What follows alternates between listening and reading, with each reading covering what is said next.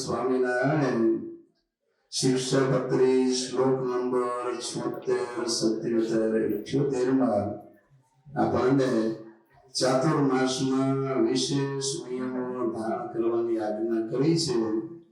જે કોઈ સમર્થ હોય એમણે ભગવાને 8 પ્રકારના નિયમ કયા છે એમાંથી પોતાને અનુકૂળ હોય, સમયની સાનુકૂળતા હોય અને શરીર સ્વાસ્થ્યને ધ્યાનમાં રાખીને અવશ્ય નિયમો ધારણ કરવા.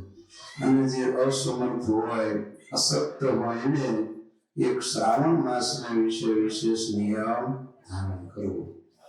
તો ભગવાનની આજ્ઞા પ્રમાણે સર્વે ભક્તજનો આમ તો ચાતુર્માસના નિયમ લેતા જ હોય, તો પણ સ્વામિનારાયણ ભગવાનને રાજી કરવા માટે ગુરુવર્ય સદગુરુ ધ્યાની સ્વામીજી પણ કાયમ એમ કહેતા કે 5 માળા, 5 દંડવત અને 5 પ્રદક્ષિણા આ નિયમો અવશ્ય બધાએ ધારણ કરવા.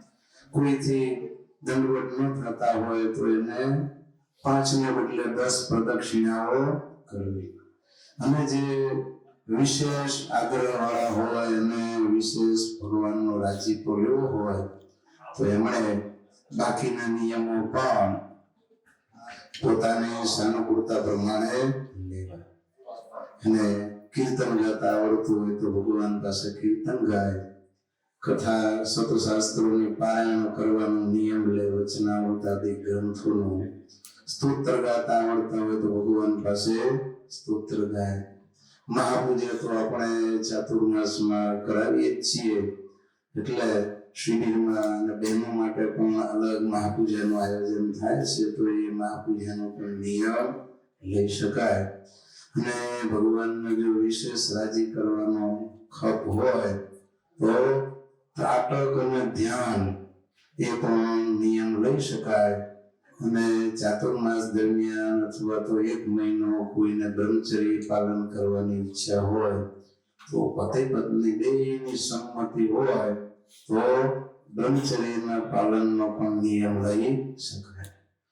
તો ઇન્ડિયામાં આવીને એકાદશીના દિવસે તો બધાને સવારમાં નિયમ આપીશું, પણ બાર ગામના દૂર દૂર વસતા હરિભક્તો ત્યાં પ્રત્યક્ષ આવવાના ન હોય એ બધાએ ખાસ 5 માળા, 5 દંડવત અને 5 પ્રદક્ષિણાનો નિયમ તો અવશ્ય લેવો.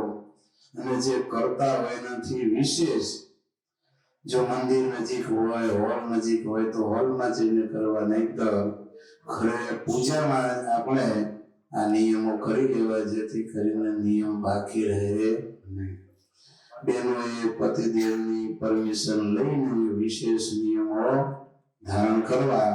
અને ગૃહસ્થોએ કાં તો સંતોના સાનિધ્યમાં અથવા તો દૂર રહેતા હોય તો આગલે દિવસે રાત્રે અથવા તો સવારે સંકલ્પ કરીને એકાદશીના અને આ નિયમો અવશ્ય ધારણ કરવા. એને કરીને ભગવાન વિશેષ રાજી થાય છે. વિશેષ નિયમોની માહિતી આપણે ઇન્ડિયા સાંજે કથા વાર્તા થાય દશમને દિવસે ત્યારે આપીશું.